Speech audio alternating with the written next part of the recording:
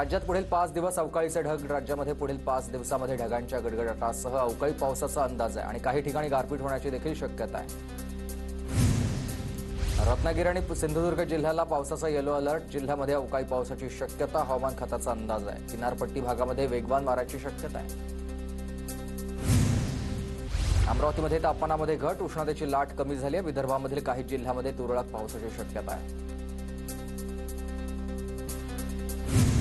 रायगड जिल्ह्यामधील 28 धरण क्षेत्रामध्ये सरासरी 43.99% पाणीसाठा शिल्लक आहे. उन्हाळा वाढत असल्यानं धरणातील पाणीसाठ्यामध्ये झपाट्यानं घट होते.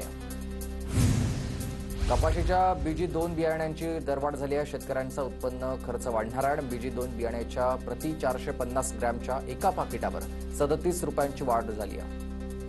आंबा निर्यातीमध्ये देशात रत्नागिरी जिल्हा अव्वल. जिल्ह्यामधून आता 6,996 बागायतदारांकडून आंबा निर्यात, तर सिंधुदुर्ग जिल्ह्यातून 1,739 निर्यातदार आहेत. पणन मंडळाकडे नोंदणी झालेल्या आंबा बागायतदारांची कोकणातली संख्या अधिक आहे. नांदेड जिल्ह्यामध्ये मोठ्या प्रमाणात उन्हाळी ज्वारीची पेरणी आणि पाणी कमी लागत असल्यानं शेतकऱ्यांचा उन्हाळी ज्वारी पेरणीकडे कल वाढलेला आहे. साताऱ्याच्या कराडमधील बाजार समितीत गुळाला 4300 रुपये प्रति क्विंटल भाव मिळतो आणि बाजारातच समितीत एकूण 47 क्विंटल गुळाची विक्री झालेली आहे. पिंपरी बाजारामध्ये भाजीपाल्याची काही प्रमाणामध्ये आवक वाढली आहे. उन्हाची तीव्रता वाढल्यानं गाजर, बीट, काकडीची मागणी वाढली आहे, तर लिंबू मात्र झालाय महाग. जळगावमध्ये वाहतूक पोलिसांनी पैसे घेतल्याचं प्रकरण. सोशल मीडियावर व्हिडिओ व्हायरल आणि या प्रकरणी 3 पोलीस कर्मचाऱ्यांवर निलंबनाची कारवाई. जळगावच्या भडगावमधील हॉटेलमध्ये बिलाच्या वादातून हाणामारी. भडगाव पोलीस ठाण्यात चौघांविरोधात गुन्हा दाखल. नाशिकमध्ये हॉर्न वाजवल्याच्या रागामधून ज्येष्ठ व्यक्तीवर जीवघेणा हल्ला. चौघांकडून वाहन चालकाला शिवीगाळ, मारहाण करत दगडफेक केल्याची माहिती आहे आणि पाथर्डी फाटा परिसरातली ही घटना आहे. छत्रपती संभाजीनगरच्या उपजिल्हा निवडणूक अधिकाऱ्याला पत्नीकडूनच जीवे मारण्याचा प्रयत्न झालाय. जीवे मारण्यासाठी पत्नीकडून जादूटोणा आणि जेवणामध्ये विषप्रयोग. पत्नीसह मित्र आणि मेहुणा अटकेत आहे. नाशिकमध्ये पोलिसांकडून सायबर पेट्रोलिंगमध्ये वाढ झाली आहे. पोलिसांचं सोशल मीडिया साईट्सवर लक्ष आहे आणि समाजात तेढ निर्माण करणारे मेसेज टाकल्यावर कारवाई होणार आहे. पुण्यामध्ये मामानंच केली आहे 15 वर्षाच्या भाच्याची हत्या. छातीवर चाकू हल्ला करत मामानं भाच्याला संपवलंय. रागाच्या भरामध्ये पट्ट्यानं बेदम मारहाण केली आणि त्यानंतर चाकू हल्ला देखील केलाय. जालन्याच्या धानोरा गावात शेतकऱ्याचं अपहरण करून 25 लाखांची खंडणी मागितल्याचा प्रकार. मौजपुरी पोलिसांकडून 5 आरोपींना अटक झाली आहे. स्कॉर्पिओ गाडीसह 9,80,000 रुपयांचा मुद्देमाल जप्त. लातूरमध्ये शासकीय विद्यालयामध्ये शिक्षकाचा 3 विद्यार्थ्यांवर लैंगिक अत्याचार झालाय. पीडित विद्यार्थ्यांनी आता प्रभारी प्राचार्यांकडे तक्रार केल्यानंतर हा प्रकार समोर आलेला आणि आरोपी शिक्षक सोपान कळमरकर याला अटक झाली आहे. गोवा राज्यामधील एलईडी नौका सिंधुदुर्ग मत्स्य विभागाकडून जप्त करण्यात आला. एलईडी लाईटद्वारे अनधिकृतपणे ही मासेमारी सुरू होती. राणेंनी मंत्रिपद सांभाळल्यानंतर 3 महिन्यांपासून एलईडी नौकेवर धडक कारवाई सुरूच आहे. पुण्याच्या जुन्नर तालुक्यामधील आळेफाटा इथं बुलेट चोरणाऱ्या दोघांना अटक झाली आहे आणि चोरांकडून 2 दुचाकी पोलिसांनी जप्त केल्या. कोल्हापूरमध्ये फुटबॉलच्या मैदानामध्ये खेळाडूंमध्ये फ्रीस्टाईल हाणामारी झाली आहे. आता पाटाकडीलच तालीम मंडळ आणि श्री शिवाजी तरुण मंडळाचे खेळाडू भिडलेले आहेत. या मैदानामध्ये तणाव आहे आणि पोलिसांकडून सौम्य लाठीचार्ज देखील करण्यात आला आहे. धुळ्याच्या सुमन हॉस्पिटलमध्ये अवैध गर्भपात होत असल्याचा प्रकार समोर आला. अवैध गर्भपात सुरू असतानाच पोलिसांनी रंगेहात पकडलाय. साहित्य जप्त झालं आणि महानगरपालिका आरोग्य पथक आणि पोलिसांची ही संयुक्त कारवाई आहे. सांगलीतील वाढत्या नशेखोरी विरोधामध्ये पालकमंत्री चंद्रकांत पाटलांकडून टास्क फोर्सची निर्मिती. छापा सत्रादरम्यान सांगली जिल्हा मध्यवर्ती कारागृहात गांजा आणि चिलीम आढळलाय आणि 3 विरोधात गुन्हा दाखल झालाय. गोंदिया शहराच्या पाल चौकामधील हुक्का पार्लरवर गुन्हे शाखेची कारवाई. हुक्का पार्लरमधून निकोटीनयुक्त 1,710 रुपयांचा माल जप्त करण्यात आला.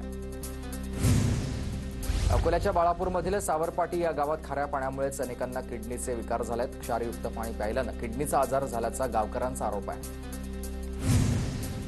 जालन्याच्या भोकरदनमधील गायरान जमिनीवरील अतिक्रमण काढलंय. पोलीस बंदोबस्तामध्ये सापकाळ परिसरामधील आता 77 हेक्टर जमिनीवरील अतिक्रमण काढलेलं आहे.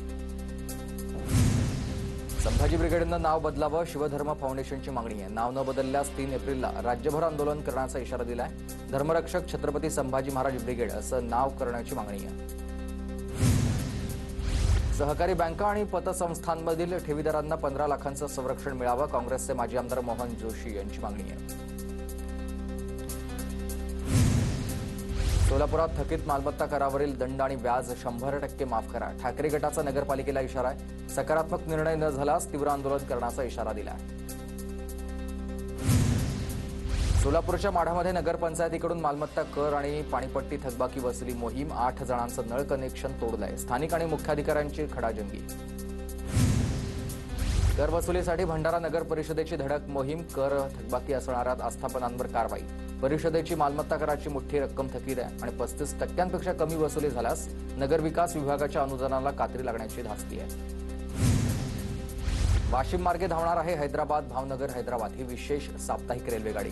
उन्हाळी सुट्ट्यांमध्ये गुजरात आणि तेलंगणात जाणं सोयीचं ठरेल. सुट्टीच्या दिवशीही जळगावमधील शासकीय कार्यालयात अधिकारी कर्मचाऱ्यांची उपस्थिती. आर्थिक वर्षाचा आजचा शेवटचा दिवस असल्यानंच कामं पूर्ण करण्यासाठी अधिकारी आणि कर्मचारी कार्यालयात हजर आहेत. अमरावती वकील संघाच्या अध्यक्षपदी सुनील देशमुख तर उपाध्यक्षपदी आशिष लांडे विजयी झालेत. वकील संघाच्या निवडणुकीमध्ये 92% मतदान झालं. सुनील देशमुख निवडून येताच वकिलांचा जल्लोष.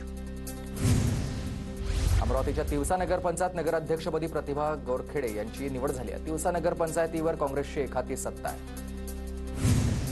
जालना महानगरपालिका प्रशासनाकडून थकीत 2,16,00,000च्या वीज बिलाचा भरणा. महावितरण जायकवाडी आणि अमरड पाणीपुरवठा योजनेचा वीज पुरवठा खंडित करण्याचा इशारा देण्यात आला होता. अहिल्यानगरच्या कोळपेवाडीमध्ये महेश्वर यात्रेला प्रारंभ झालेला आहे. आमदार आशुतोष काळेंनी कावड नृत्याचा आनंद लुटलाय. साताऱ्यात रमजान ईद निमित्त मोठ्या उत्साहात साजरी झाली. रमजान ईद आणि मुस्लिम बांधवांनी ईदगाह मैदानावर नमाज पठण केलं एकत्र. देशभरामध्ये रमजान ईदचा उत्साह. सोलापूरमधील नमाज पठणाची खास ड्रोन दृश्य TV9च्या प्रेक्षकांसाठी. कोल्हापुरात रमजान ईदचा उत्साह. मुस्लिम बोर्डिंगच्या मैदानावर नमाज पठण. खासदार शाहू छत्रपती आणि आमदार सतेज पाटलांनी मुस्लिम बांधवांना शुभेच्छा दिल्या. धाराशिवमध्ये मुस्लिम बांधवांकडून ईद निमित्त सामूहिक नमाज पठण. जिल्हाधिकारी पोलीस अधीक्षक आमदार खासदारांकडून ईद निमित्त मुस्लिम बांधवांना शुभेच्छा. बुलढाण्याच्या दुर्गाडी किल्ला परिसरामध्ये मुस्लिम बांधवांकडून रमजान ईद उत्साहात साजरी झाली आहे. मुस्लिम बांधवांकडून सामूहिक नमाज पठण. परिसरामध्ये पोलिसांचा कडेकोट बंदोबस्त. सोलापूरच्या करमाळा शहरातील ईदगाह मैदानावर मुस्लिम बांधवांकडून सामूहिक नमाज पठण. हजारो मुस्लिम बांधवांनी नमाज पठणासाठी एकत्र आले होते. गोंदियामध्ये राम महोत्सवाचा उत्साह. नेहरू चौकात प्रभू रामाची मूर्ती विराजमान झाली आणि भाविकांमध्ये उत्साहाचं वातावरण आहे.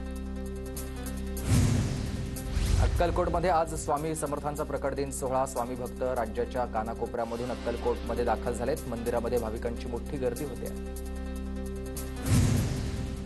सांगली जिल्ह्यातल्या खेडची भैरवनाथ बगाडी यात्रा उत्साहामध्ये पार पडली आणि पुराणाचा नैवेद्य दाखवत पारंपरिक वाद्य आणि गुलाल खोबऱ्याची उधळण करण्यात आली. जोगेश्वरी मातेची पूजा झाली. अनेक भाविक सासनकाठ्या आणि अंबिल घेऊन दाखल झालेत.